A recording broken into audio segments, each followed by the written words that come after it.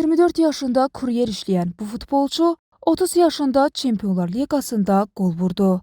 Haqqında danışdığımız şəxs Junior Messias'dır. 20 yaşı olanda cibində 1 manat pulu yox idi və ayda 600 avroya kuryerlik edirdi. Üstəlik, evli idi və bir ovladı da var idi. 24 yaşında ikən ona həyatını dəyişdirən bir təklif gəlir. İtaliyanın 5-ci liqasında çıxış edən Kazale klubu tərəfindən çağırılır. 32 maçda 21 qol vuran Messias komandasını 4-cü liqaya çıxarır. Daha sonra Keri və Qozanlo klublarında da uğurlu çıxış edir. Məsələ burasındadır ki, onun artıq 28 yaşı var idi və yalnız aşağı liqalarda çıxış etmişdi. Bir gün Serie B komandası Crotone oyuncunun qapısını döyür. Bu, onun həyatındakı ikinci qırılma nöqtəsi idi. Braziliyalı futbolçu 9 qol və 5 məhsuldar ötürməklə komandasını yüksək liqaya daşıyır.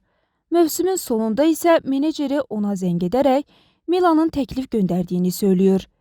50 nə az, nə çox. Düz 5,4 milyon avro qazanacaqdı. Arzusu gerçək olmuşdu.